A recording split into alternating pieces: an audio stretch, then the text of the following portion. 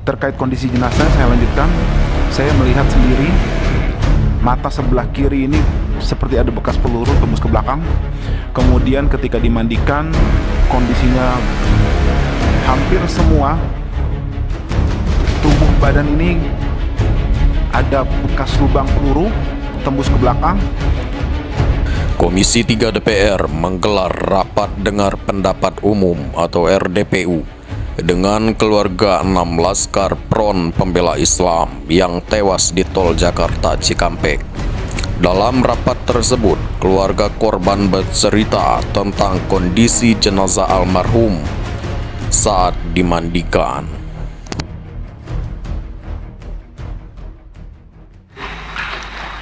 Ya, kalau dia lagi libur kerja, dia selalu ke sana, selalu awal.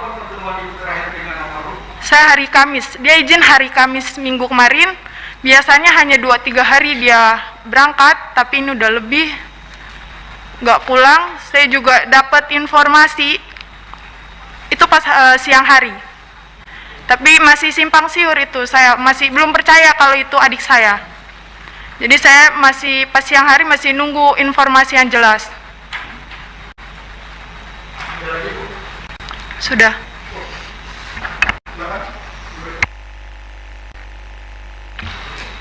Iya Pak, kebetulan saya ketemu terakhir dengan adik saya tuh Kamis malam Jumat. Di sana tuh tumben sekali, itu memang beda. Adik saya tuh salaman dengan ibu, dipeluk, dia minta izin, mah doain dede ya. Itu tumben banget. Biasanya dia nggak mau dipeluk karena mungkin udah gede, merasa malu. Dan akhirnya, oh ya udah, mau kemana? Mau ngawal Habib ke Megamendung. Di hari Minggu itu saya lupa Sabtu malam Minggu atau Minggu malam Senin itu sempat video call dengan kami, dan itu sehat, dia senyum, lagi ngapain, udah makan atau belum. Lalu ketika di hari Seninnya tiba-tiba ada tim Laskar datang ke rumah menanyakan, Davi udah pulang belum? Itu yang bertemu dengan ibu saya karena saya sedang di rumah lagi mengerjakan tugas. Terus belum, kan Davi mengawal. Oh gitu. Ya udah, ibu ke pertamburan dulu yuk. Buat apa? Di situ saya bingung ya. Kebetulan di handphone ada notifikasi berita, saya baca. Saya langsung kepikiran adik saya teleponin, terus saya WA-in, terus kok nggak ada kabar, ini kemana? Dan itu berita masih simpang siur. Kami tidak tahu kebenarannya itu seperti apa. Dan untuk dibilang lukanya itu subhanallah itu seperti ditembak jarak dekat, karena saya tidak ikut memandikan, karena memang kan kalau dalam Islam memandikan kalau misal laki-laki dengan laki-laki, dan itu kebetulan ayah saya yang akan memandikan. Ayah saya cerita sambil berderai air matanya, sambil, oh ini benar-benar luka tembak tuh di dada ada 3, di punggung itu luka robek seperti diseret.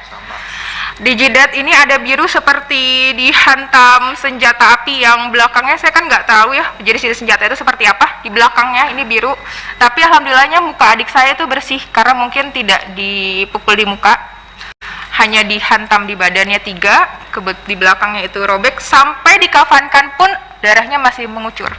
Subhanallah, itu buat kami sangat luar biasa ya. Itu benar-benar seperti pembantaian yang berarti kan seperti tidak ada perlawanan di sana. Jadi seperti yang diberitakan itu kan bohong. Itu yang membuat kami, ya Allah, ini saya udah nggak bisa berkata-kata lagi. Itu aja Bu? Ya. Selanjutnya keluarga Lutfil, silakan Pak. Ya Pak. Jadi pertama-tama lagi hari Kamis, anak saya mau berangkat pamit. Itu Kamis sore, Bi minta ridhonya Bi, saya mengawal Habib. Sama uminya begitu juga. Insya Allah saya ridhoin, yang penting jalan yang benar. Anak saya juga nggak pernah membawa senjata apapun, pisau aja nggak pernah, apalagi pistol Pak. Habis itu berangkat. Lalu hari Minggu siang jam 14.00 saya chattingan Jawabannya, alhamdulillah saya sehat. Saya belum bisa pulang, Bi. Kurang tahu kapan pulangnya. Habis itu saya nggak berhubungan lagi, Pak. Tahu-tahu hari Senin kira-kira jam 3 sore itu ada kabar dari tetangga ke rumah bahwa di berita media sosial maupun TV, Pak, itu anak saya termasuk yang diculik, Pak. Karena apa diculik? Karena saya melihat sendiri pas dimandikan, menyaksikan itu kayak diseksa di punggung sini nih, kayak geseng, Pak. Terus mohon maaf, kemaluannya itu bekas diinjak, dan PPC bengkak biru, dan tangannya sini terkelupas. Dan juga tembakannya itu dari jarak dekat, 4 lubang sini, Pak, nembus ke belakang semua, Pak. Nauzubillah summa nauzubillah.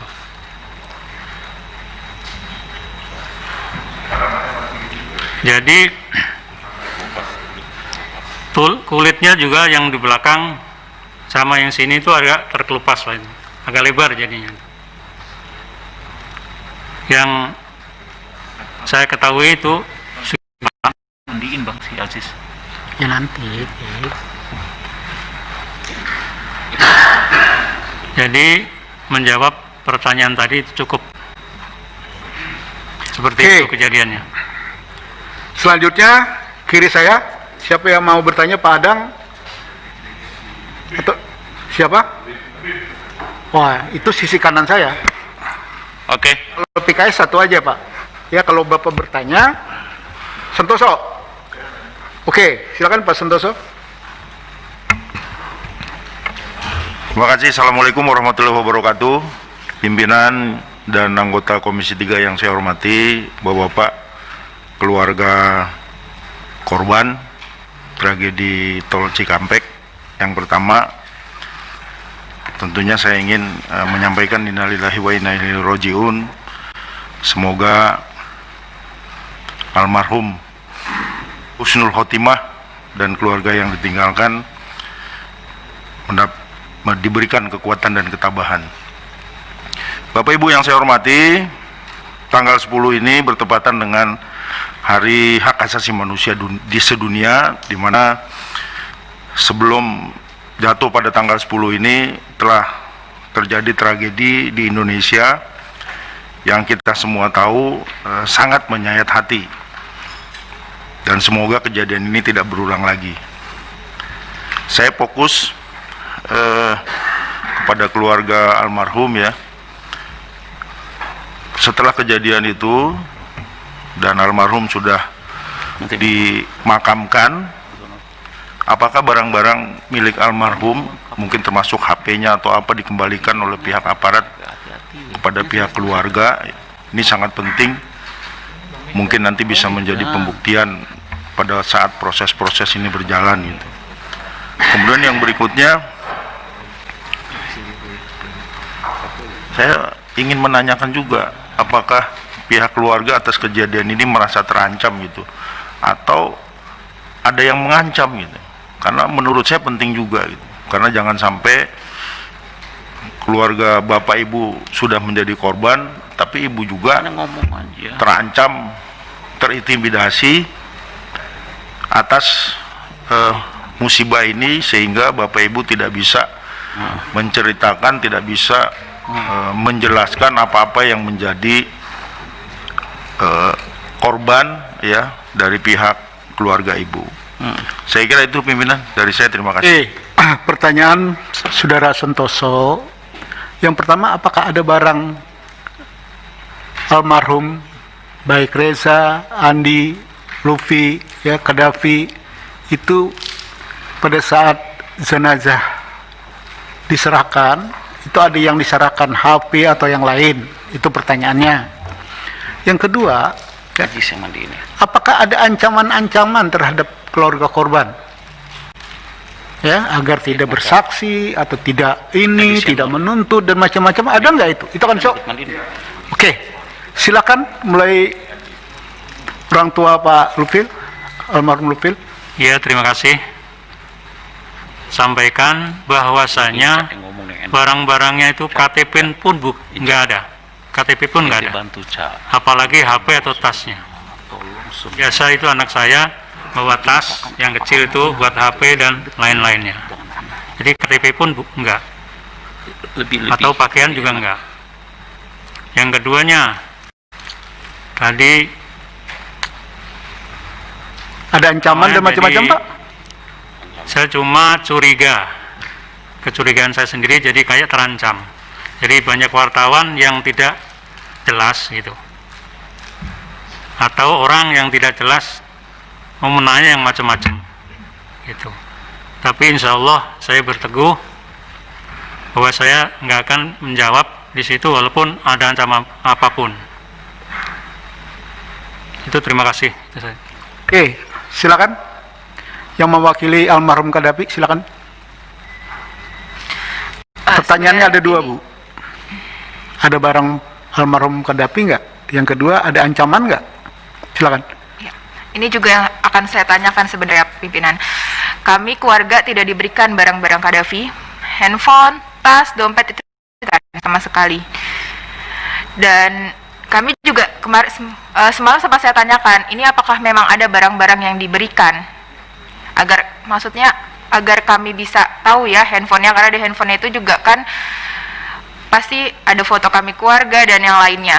Lalu untuk ancaman, untuk sampai saat ini alhamdulillah memang tidak ada.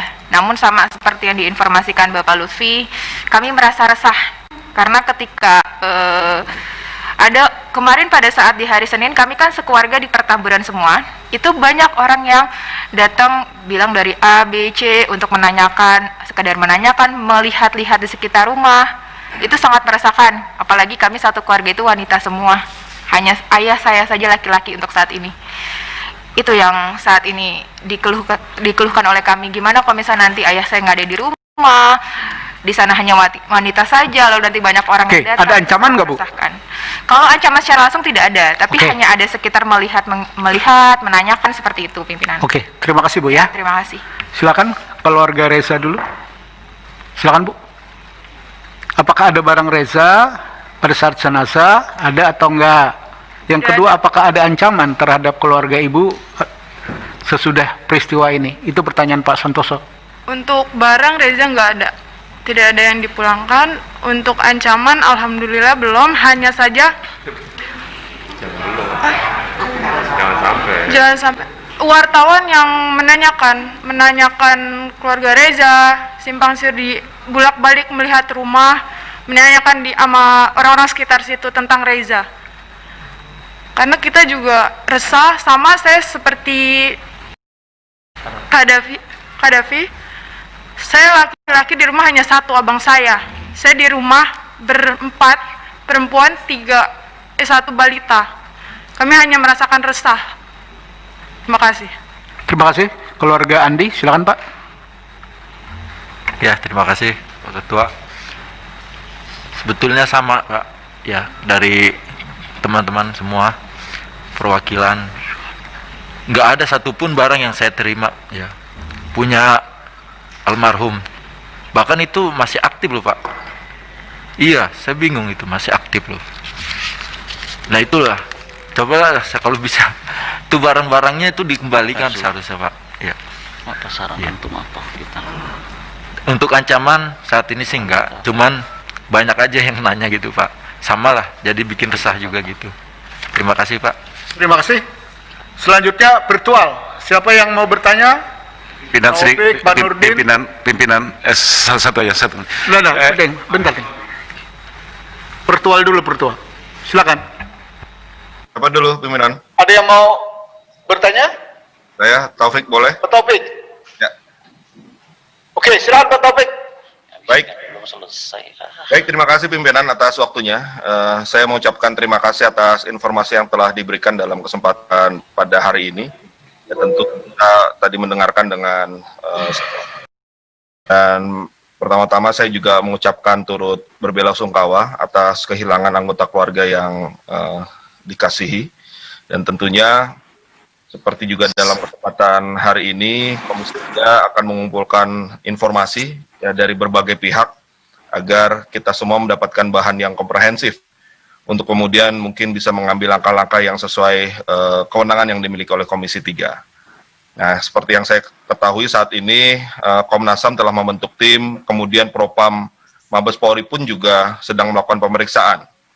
Oleh karena itu, penting bagi kita semua untuk mendapatkan hasil berupa misalnya informasi mengenai peluru yang digunakan, jarak tembaknya, yang tentunya harus berdasarkan uji balistik.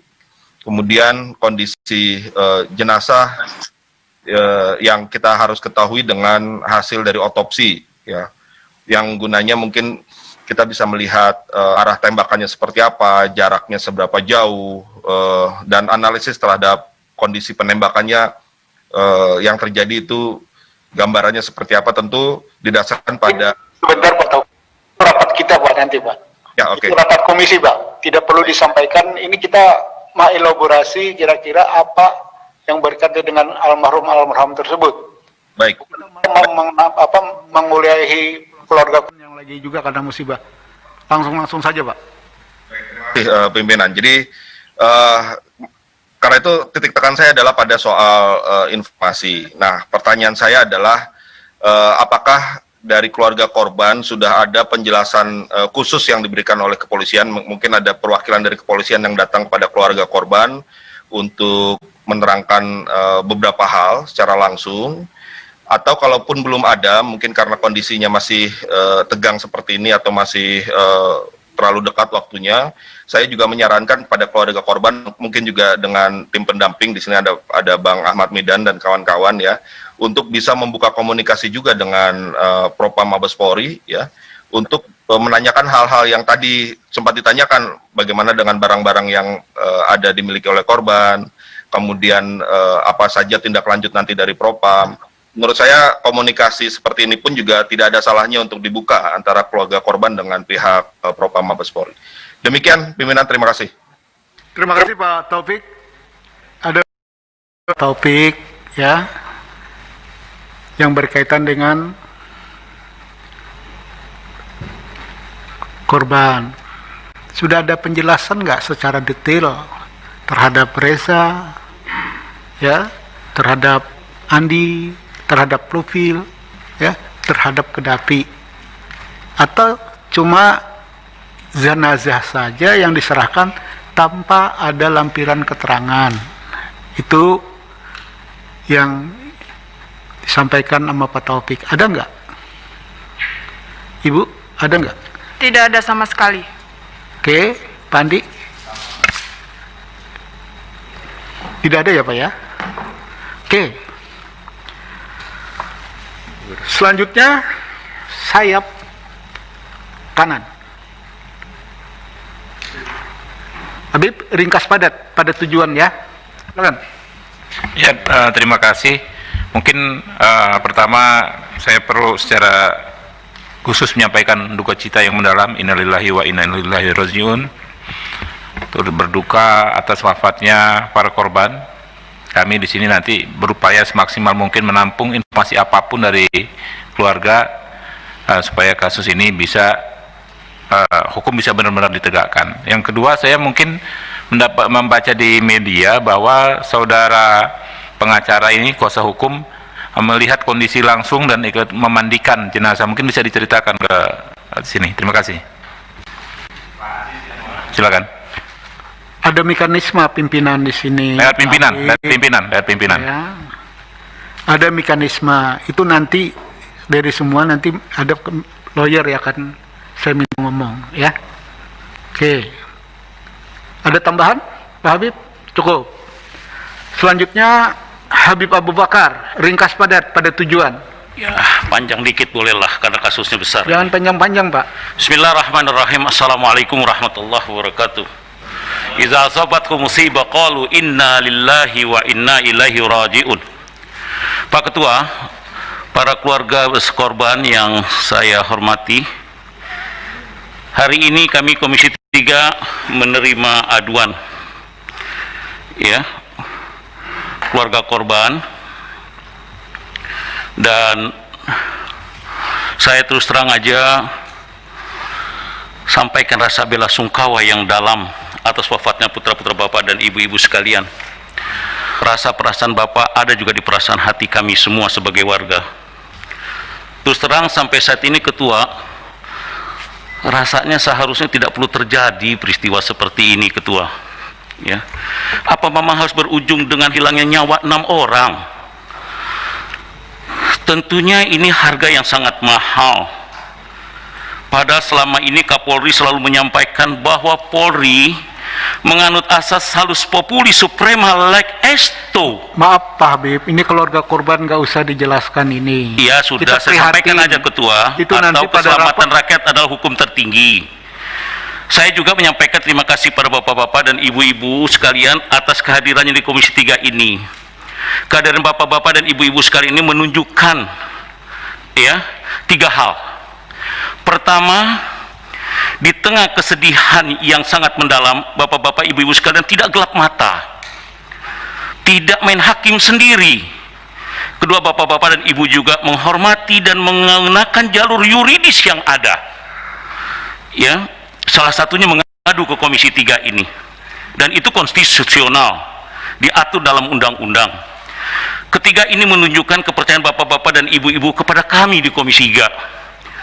Ketika masyarakat masih mendatangi kami untuk mengadukan masalahnya, ini berarti kami merasa Komisi 3 masih dipercaya oleh rakyat.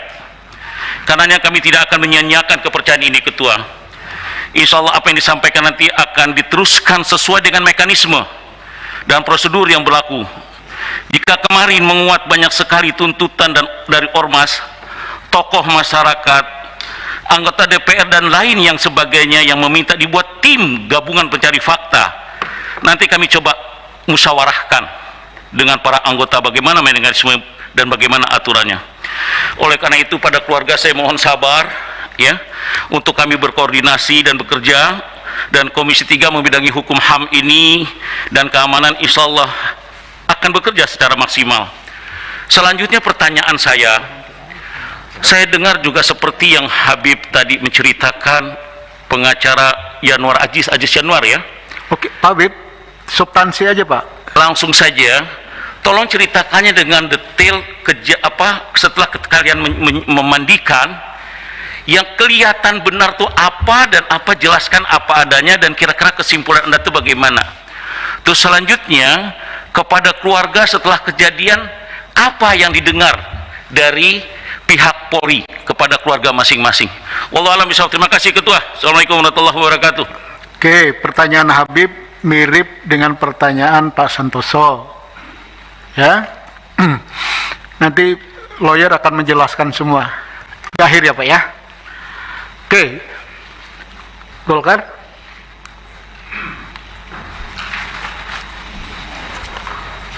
Terima kasih pimpinan. Yang saya hormati pimpinan dan anggota Komisi 3, yang saya hormati para keluarga korban. Pertama-tama saya mengucapkan turut berduka cita yang sedalam-dalamnya atas berpulangnya ke rahmatullah anak keponakan kita yang telah mendahului. Yang kedua, saya juga mengucapkan terima kasih atas kepercayaan yang diberikan oleh para keluarga korban kepada Komisi 3 untuk mencari sebuah keadilan di sini melalui beberapa langkah-langkah yang akan dilakukan sesuai dengan tupoksi yang ada di Komisi 3. Yang ketiga adalah pertanyaan saya.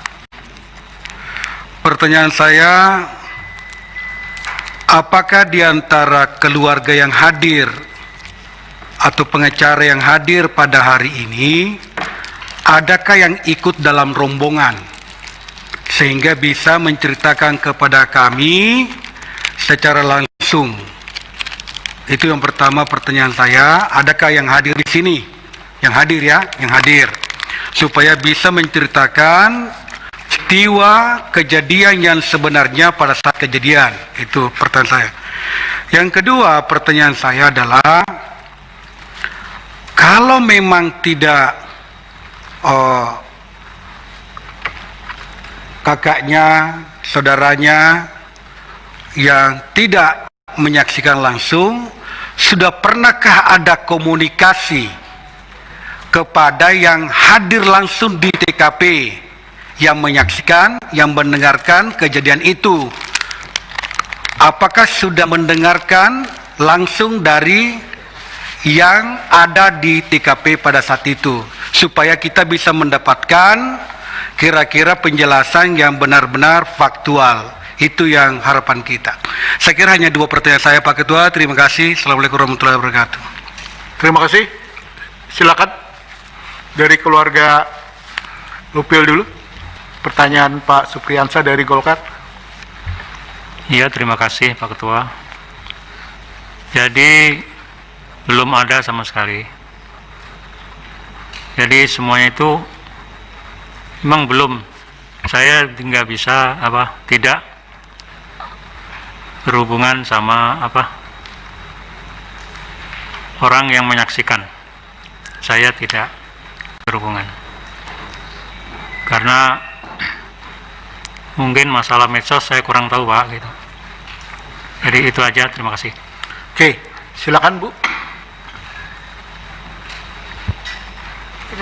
Kami juga sama ya pimpinan, kami juga belum berhubungan secara langsung dengan saksi mata. Tolong yang dekat dengan mic-nya Bu, agar kawan-kawan wartawan mendengarnya.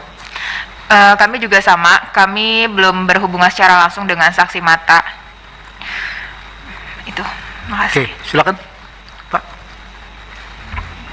Ya, kemarin saya cuma dapat secara langsung pemberitahuan, cerita ya, langsung di situ. Tapi cerita ini kan, kejadian ini memang keluarga, ngiringin keluarga pengajian, bukan ngiringin kemana-mana, keluarga, sekeluarga isinya, ya kan? Kejadian itu aja, kenapa bisa terjadi seperti ini gitu. Dan kalau untuk saya nanya ke langsung, yang artinya temennya korban, saya belum dapat langsung ya. Saya hanya dapat dari cerita dari kemarin saya mengikuti proses pemakaman di Megamendung ya, itu aja. Terima kasih. Terima kasih. Ibu? Sama, saya juga belum bertemu. Pak Arsul?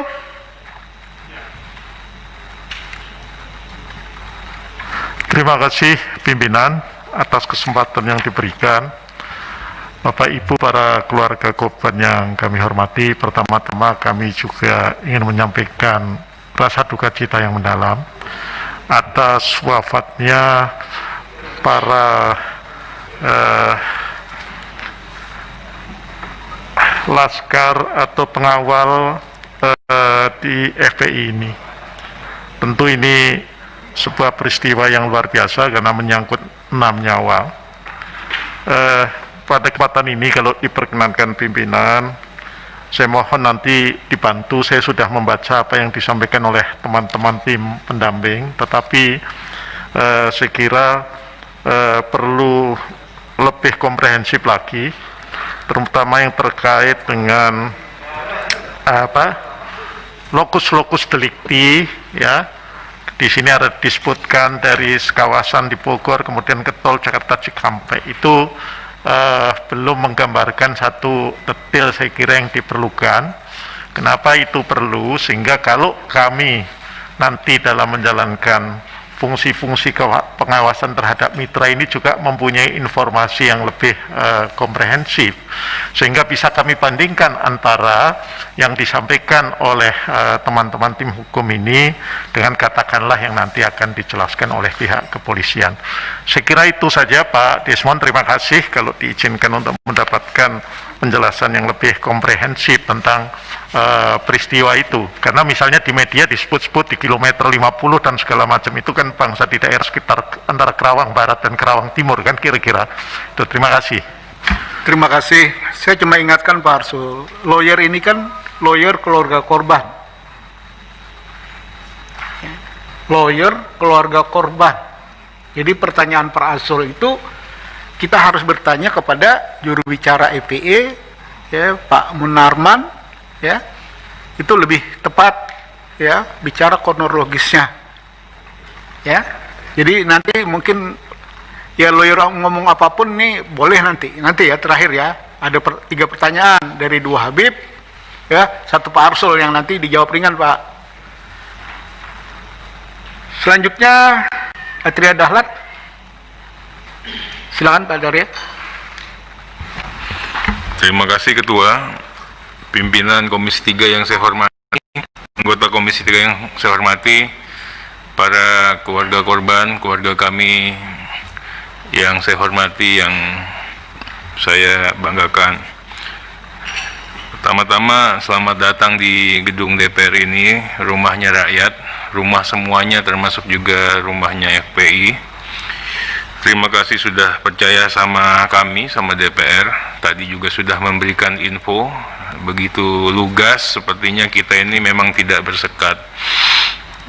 Saya yakin informasi yang tadi merupakan bagian dari pengayaan Komisi 3 untuk melihat fakta ini sehingga bisa lebih jernih lagi. Kami semua tentunya sepakat, fraksi PDI Perjuangan juga sepakat untuk mencari titik terang sehingga tidak ada polemik terkait dengan fakta yang sesungguhnya. Bahkan kita juga melepaskan kesempatan kepada semua pihak, ada Komnas HAM, ada Mabes Polri, ada Propam, ya, siapapun yang ingin mencari kejelasan perkara ini, kita lindungi dan kita nyatakan itu sebagai suatu proses yang sangat konstitusional. Berikut secara resmi atas nama PDI Perjuangan kami mengucapkan turut berduka cita yang mendalam, bela sungkawa yang sedalam-dalamnya atas meninggalnya 6 orang keluarga Bapak Ibu yang gugur dalam peristiwa yang kita bicarakan pada hari ini. Saya tentunya prihatin, ya, walau bagaimanapun setiap proses penegakan hukum ini harusnya tidak hanya berkepastian tapi proporsional dan humanis. Tentunya kami juga ingin melihat bagaimana motif, latar belakang, hal-hal yang mendasari, ya, sampai terjadinya peristiwa ini. Kalau kita melihat di hilirnya saja kejadiannya seperti ini. Pak Tirya, mereka ini keluarga korban. Iya, ini saya baru mau nanya. Ya, jadi ya. Silakan. Belum dimulai Pak Ketua. Nah, kalau kita mungkin lihat hulunya, semua pihak akan sama-sama juga bisa memberikan gambaran. Tadi dikatakan di sini keluarganya Bapak Ibu ini kan pengawal khusus, ya. Saya ingin nanyakan, apakah pengawal khusus ini memang betul-betul terlembaga di institusi FPI atau memang gerakan-gerakan spontan? Karena tadi kan adanya saya datang setiap hari Kamis, Jumat, Sabtu misalnya. Nah, jadi kan itu kan tidak terlembaga. Kalau namanya pengawalan itu kan memang setiap hari-harinya memang ada di situ. Kemudian kalau boleh tahu seperti apa ruang lingkup kegiatan, kewenangan, kemana-mana Muhammad Rizik Syihab itu pakai pengawalan dan dikawal oleh keluarganya Bapak Ibu dan selalu ikut. Ada berapa jumlah satuan pengawalan yang seperti ini? Kemudian juga tadi memang diaturannya kan tidak dipersenjatai. Makanya saya juga ingin itu memang kalau logika akal sehatnya kok masa punya senjata, ya, nggak mungkin, ya. Nah, tapi kita ingin sampaikan nanti, boleh nggak nanti dicari teman-teman yang betul-betul meyakinkan, yang teryakinkan kita semua memang hadir pada saat itu, memang keluarganya Bapak Ibu itu memang tidak dipersenjatai. Nanti Pak pengacara mohon, ini saya membantu sebenarnya, membantu teman-teman juga untuk bisa. Kemudian katanya Pak Muhammad Rizik Syihab ini dikuntit, diikuti dan diintai Pak pengacara, ya. Nanti itu waktu dilakukan perbuatan seperti itu, apa sudah ada laporan ke kepolisian bahwa kita ini merasa nggak nyaman ini dilakukan pemantauan seperti itu? Sudah dilaporkan ke polisi atau ke siapa? Saya itu tidak mau mendebat fakta. Yang satu bilang bawa senjata, yang satu bilang tidak bawa senjata di hadapan Bapak Ibu. Karena pertama-tama Bapak Ibu ini kan korban. Empati kami kepada Bapak Ibu sudah pasti kami berikan. Tapi atas nama objektivitas, tentunya kami juga mohon nanti Bapak Ibu bisa menghadirkan teman-teman yang turut terlibat di situ, yang bisa memberikan keyakinan bahwa memang ini memang nggak ada yang bawa senjata, itu loh. Sehingga nanti kita bisa lebih gampang lagi untuk memastikan dan memperjuangkan fakta hukum ini di hadapan ya salah satunya mungkin mitra kami yang dari kepolisian. Kami tentunya membantu dan memberikan atensi yang sebesar-besarnya. Bahkan tadi kalau dikatakan meminta keadilan, pastinya kita bantu, Pak. Ya, pastinya kita bantu. Kemudian juga kalau dikatakan mengawal proses hukumnya, ya, terhitung dengan kejadian ini, Mas, kita kan juga libat, walaupun kita tidak hadir ya. PD Perjuangan itu memantau, semuanya keadilan itu kita pantau betul, Pak. Sampai kita titipkan, Pak Pengacara mudah-mudahan juga bisa disampaikan ya nanti ya. Bagaimana jangan sampai rakyat ragu atas proses penegakan hukum pasca terjadian tragedi ini. Jadi Polri tolong sungguh-sungguh. Ya. Jadi seperti itu Pak Desmond, terima kasih. Nanti ini tidak bisa dijawab oleh keluarga korban. Nanti tolong dari sisi lawyer, tapi juga kan agak-agak repot juga gitu loh. Ya, pada prinsip dasar Komisi 3 apa yang disampaikan Pak Atria Dahlan itu ingin mencari kebenaran dari dua pihak yang sampai hari ini kami ini berusaha untuk di tengah-tengah. Ya, keterangan dari EPI begini, keterangan dari pihak kepolisian begini. Sekarang kita mendengar keluarga korban. Maka tentunya ya rapat kita hari ini adalah kita mendengar kapasitas keluarga korban. Mungkin ada hal-hal yang diketahui seperti yang dipaparkan Pak Atria Dahlan. Itu yang sangat kami perlukan. Hal-hal dalam rangka ya, Bapak minta bantuan, kami juga minta bantuan agar fakta yang sebenarnya itu yang mana. Ya, agar Komisi 3 jelas arah tujuannya. Ini ada ketidakadilan, tapi ada informasi yang hari ini simpang siur. Untuk proses ini Komisi 3 adalah membutirin satu-satu ya informasi itu, mana sebenarnya fakta sebenarnya. Ya, walaupun secara vulgar kalau kita bicara tentang extraordinary seperti yang dipaparkan tadi ada benarnya, tapi harus ada pembuktian-pembuktian mendukung lain di luar pengadilan, benar. Tapi ada hal-hal yang harus kita, kenapa? Karena kita menjaga semuanya. Oke, Pak Adang ada yang disampaikan? Pak Os, tapi lebih pada keluarga korban, ya ada. Silakan Pak. Terima kasih. Assalamualaikum warahmatullahi wabarakatuh. Kami juga turut berduka cita dan mendoakan agar almarhum ini benar-benar menjadi syuhada. Saya ingin menanyakan terkait dengan keluarga korban dan sepengetahuan dari kakaknya atau pamannya ini. Ya, lebih mirip mungkin dengan pertanyaan Pak Atria tadi. Apakah ada misalnya memang ada semangat sedemikian rupa ingin mohon izin karena saya akan habis-habisan bertarung atau seperti itu. Juga pertanyaan saya adalah apakah ada pernah mengetahui gitu berapa lama mereka menjadi pengawal dari Imam Besar Habib Rizik Syihab, berapa lama apakah mereka dilatih khusus untuk itu atau bagaimana? Ini perlu kejelasan kami sehingga clear kalau ada sebutan ini itu, meskipun di dalam Undang-Undang Dasar 1945 udah lewat Pak, jangan dijelaskan. Kita sudah tahu semua bahwa itu adalah hak untuk mendapatkan perlindungan, itu memungkinkan. Oke, Cukup, Ya. Pak Os? Cukup begitu. Ada 2 pertanyaan. Bertarung habis-habisan itu maksudnya apa? Bingung nih kalau udah korban. Ya begini, biasanya ada semangat seperti itu. Bertarung sama siapa? Ya, Bertarung sama siapa? ya barangkali karena keinginan untuk pembelaan, karena ada gambaran bahwa Habib Rizik Syihab itu mendapat ancaman yang luar biasa. Karena itu, apakah memang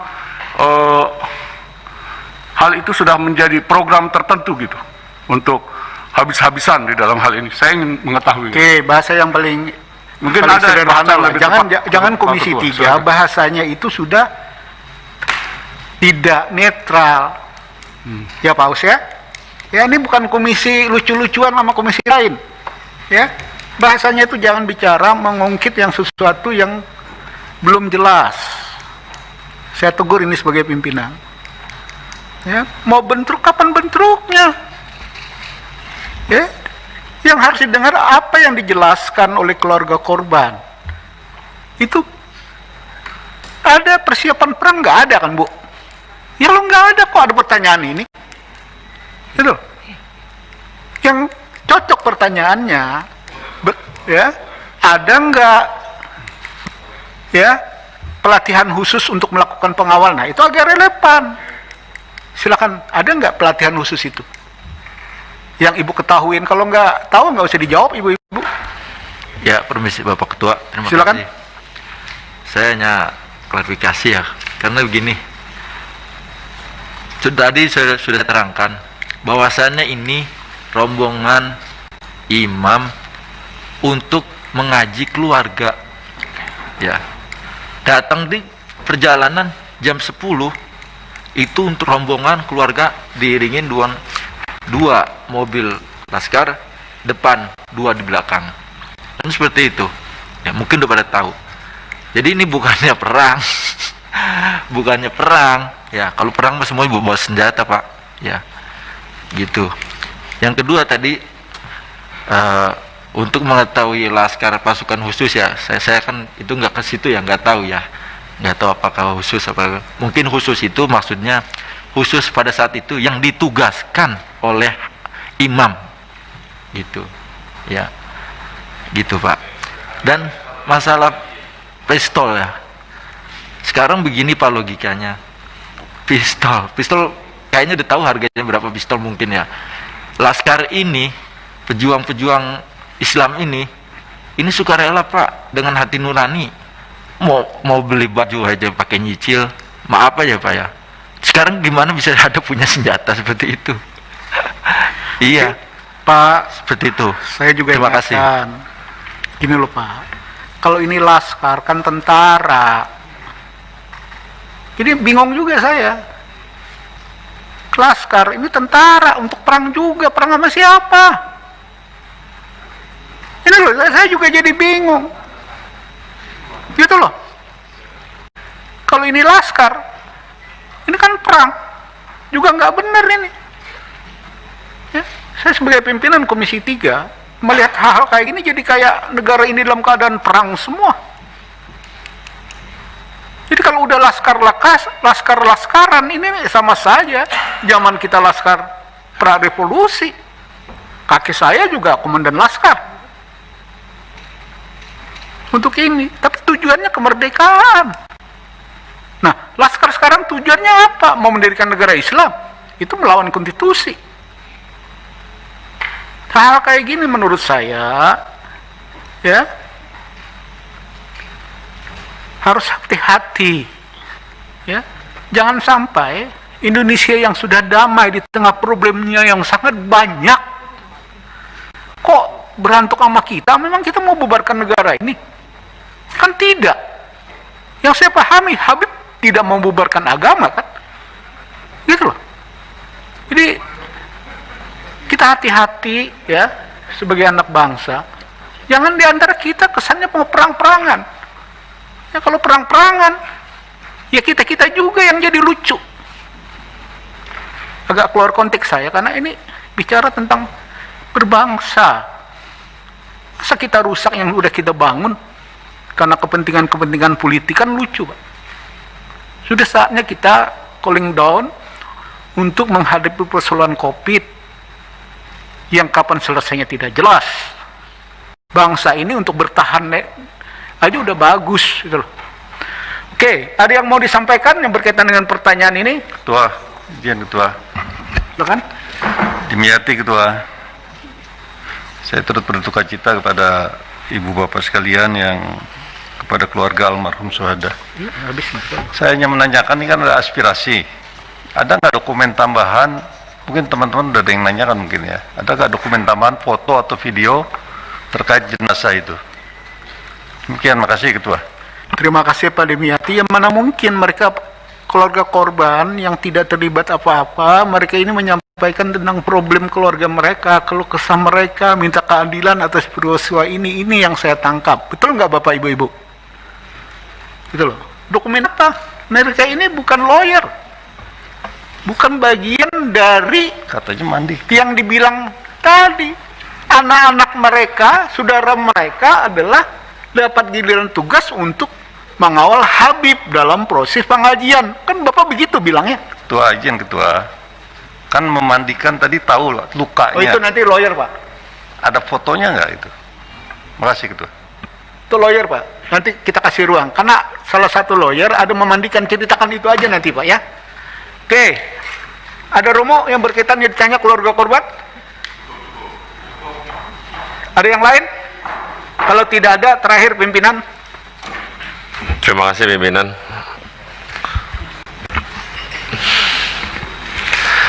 Yang pertama, untuk para keluarga korban, saya turut berduka cita yang dalam. Saya tidak banyak, cuman tadi saya koreksi tentang bahasa pembantaian yang tadi keluarga korban sampaikan, karena sampai hari ini, sampai detik ini, polisi belum menyampaikan secara lugas tentang kejadian di jalan tol.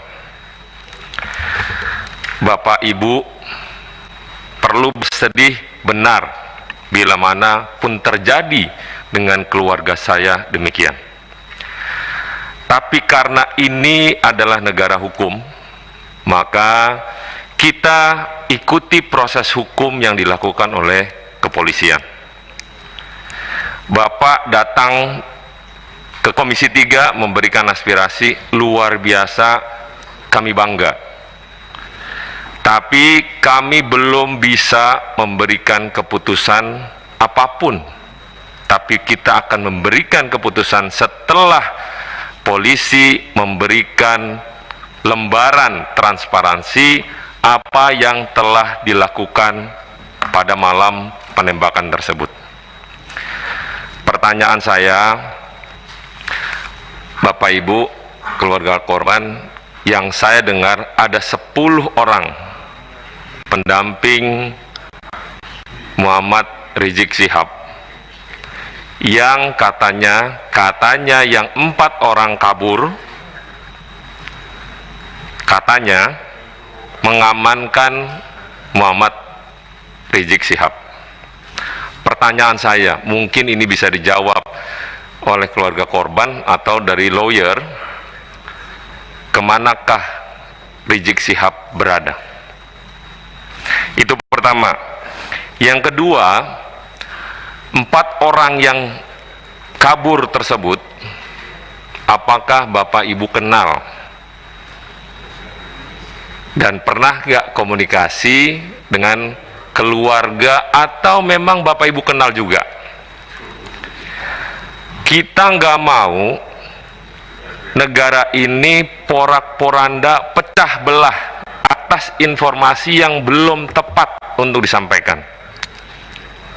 Kita memahami kesedihan, kepedihan yang Bapak Ibu berikan, tapi minimal kita dalam konteks Komisi 3 adalah menerima keluhan Bapak Ibu untuk mencari keadilan. Kami akan terima dengan sangat luas dan kita akan sampaikan itu nanti setelah polisi menyampaikan transparansi tentang kasus yang ada. Mungkin itu pimpinan, terima kasih. Catatannya begini Pak, Komisi 3 ini kan menunggu, Pak. Ya, karena pengawasan kami ya menunggu. Satu langkah lebih maju, pansus. Ya, ini lawyer tolong nanti dijelaskan ini. Tapi kan tidak mungkin pansus. Ya. Karena belum, masih ngambang. Ya, kalau bicara pansus tingkatannya kan tanggung jawabnya kemana? Gitu loh, Pak. Jadi kami menunggu. Nah, apa yang disampaikan Pak Roni ya sebagai pimpinan, hari ini kami menunggu penjelasan detail dari ini semua. Ini 6 korban, 4-nya mana? Ada peristiwa, mana saksi ya yang lain? Kenapa tidak berani bersaksi? Itu yang sebenarnya yang disampaikan Pak Roni. Saksi ini agar semuanya jadi jernih. Hari ini baru sebatas keterangan polisi, keterangan dari pihak FPI. Agak susah bagi Komisi 3. Ya, hari ini Komisi 3 belum bersikap apa-apa. Karena masih menunggu. Kenapa menunggu? Karena belum. Maka ada Komnas HAM, ya, ada Amnesty International. Apakah nanti pemerintah akan melakukan tim independen seperti biasanya? Jadi kami belum rapat menentukan langkah-langkah, karena kami mengharapkan EPE datang ke Komisi 3. Kita akan dengarkan, ya, sebelum tentunya kami panggil pihak kepolisian. Kalau EPE tidak memberi bisa penjelasan ke Komisi 3 apakah rapat buka atau tertutup, tidak mungkin kami mengundang mitra. Dijawab mitra juga kami tidak bisa bantah apa-apa berdasarkan informasi yang sama-sama siapa yang benar di antara dua pihak. Begini Bapak Ibu, dua pihak ini kan kami harus berada di tengah-tengah agar melihat secara jernih yang benar itu mana. Maka kami menunggu saksi-saksi atas peristiwa ini agar kita bisa melakukan langkah-langkah ke depan. Saya pikir sebelum saya tutup, silakan ringkas padat, senior. Silakan. Assalamualaikum warahmatullahi wabarakatuh.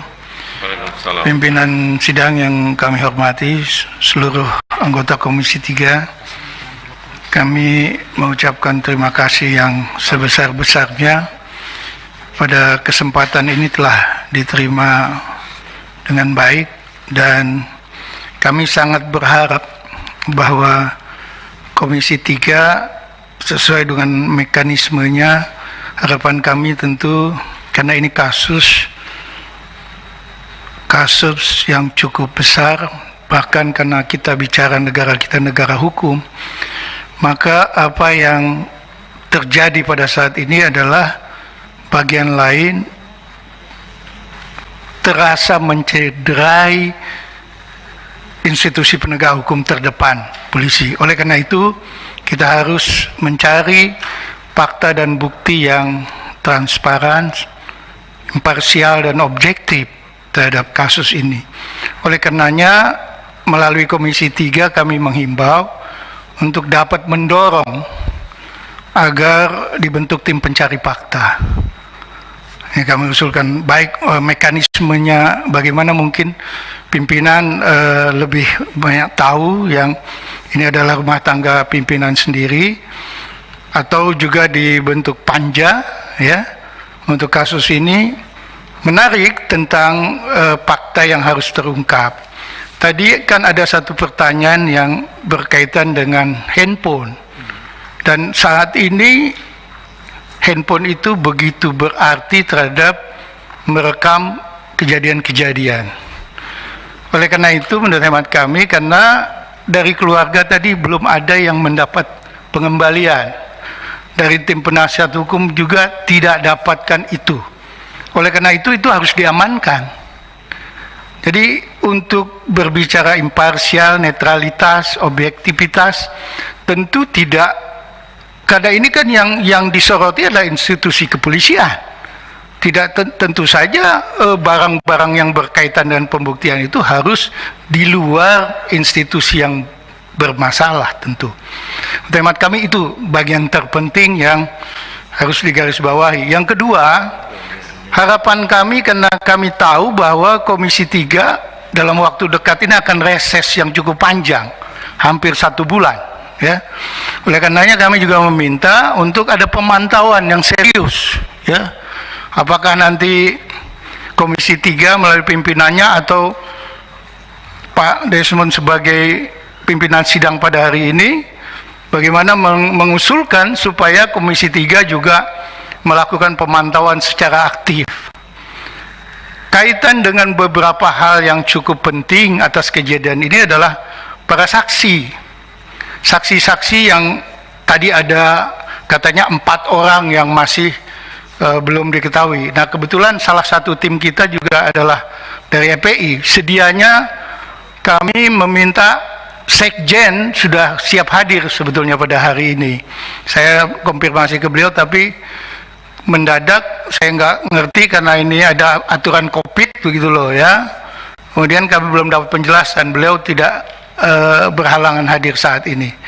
Jadi intinya adalah kami meminta kepada Komisi 3 melalui persidangan ini untuk intensif membentuk tim pencari fakta ya, supaya netralitasnya bisa terjaga, dan kemudian memantau secara terus-menerus atas perkembangan kasus ini.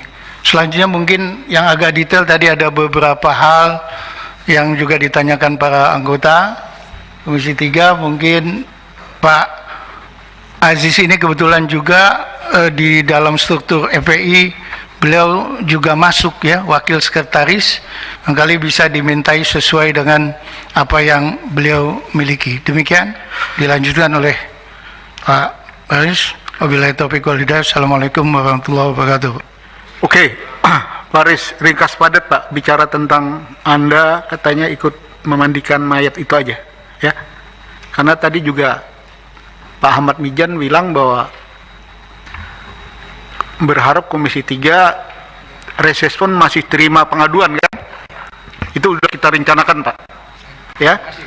Jadi untuk EPI mengadu dengan catatan detail termasuk bahwa saksi-saksi ya atas peristiwa ini, kalau benar ada 4 orang atau lebih daripada itu, kita akan selalu buka. Nanti kita akan rapatkan ya, apakah panja, apakah tim saja selama reses, bahwa Komisi 3 reses, minta izin pimpinan DPR untuk kita boleh terima pengaduan.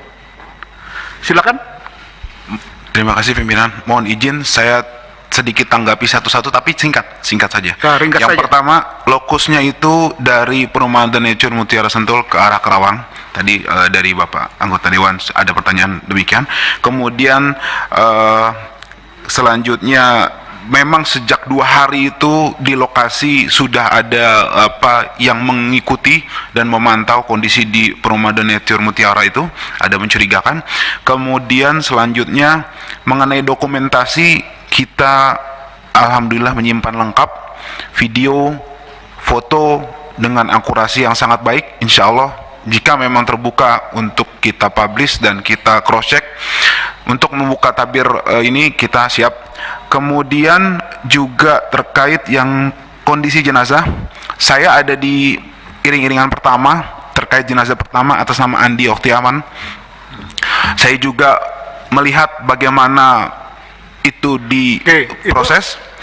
Saya lihat, bentar, itu bisa rapat lain nggak nanti kita agendakan? Bisa. Kan Anda menarik sekali. Iya. Bukti-bukti itu kan kita mungkin ada rapat lain ya. Ada, saya mau tambahkan lagi. Ya? Kita juga memiliki saksi-saksi di lokasi rest area 57 yang juga menegaskan bahwa itu terjadi tadi yang Pak Sahroni tadi katakan bukan pembantaian, itu arahnya tapi bukan di sini. Mungkin penjelasan lebih detail karena itu sangat memilukan. Kita ada saksi juga, insya Allah. Kemudian juga terkait kondisi jenazah, saya lanjutkan. Saya melihat sendiri mata sebelah kiri ini seperti ada bekas peluru tembus ke belakang. Kemudian ketika dimandikan kondisinya hampir semua tubuh badan ini ada bekas lubang peluru tembus ke belakang. Ada satu juga di kepala belakang telinga tembus ke sini, artinya dia dari samping. Kemudian ada yang bekas luka bakar semacam disiksa di belakang. Kemudian ada juga yang terkelupas seperti terseret atau dikelupas gitu kulitnya. Yang jelas sangat memilukan fisiknya ya seperti itu. Tapi nanti dokumentasinya sudah kita siapkan. Kemudian satu, mohon pimpinan perlu diketahui bahwa keluarga awalnya tidak pernah mengizinkan otopsi, dan kita memiliki surat pernyataan itu jelas dan juga tidak mengizinkan dimandikan. Akan tetapi ala kulli hal pihak kepolisian melakukan itu sepihak. Kemudian yang terakhir terkait iring-iringan, saya sedikit koreksi bahwa penjelasan bahwa ada yang kabur terkait dengan kondisi-kondisi itu menurut kami itu sangat tidak logis, dan saksi yang beriring-iringan menegaskan bahwa satu mobil itu saja yang ya itu nanti foto-foto bukti-bukti video itu mendukungnya, Mas. Ya. Tadi itu untuk jenazah. Artinya saya meluruskan bahwa menurut informasi hanya 6 orang ini memang yang syahid, dan memang 6 orang dalam satu mobil. Artinya tidak, kalau misalnya ada informasi dalam satu mobil ada 10 orang, itu tidak benar seperti itu. Itu singkat saja. Terima kasih Pak Pimpinan atas waktunya. Assalamualaikum warahmatullahi wabarakatuh. Oke, tanpa terasa luar biasa juga kita ini. Sebelum saya tutup, ada catatan yang ingin saya sampaikan.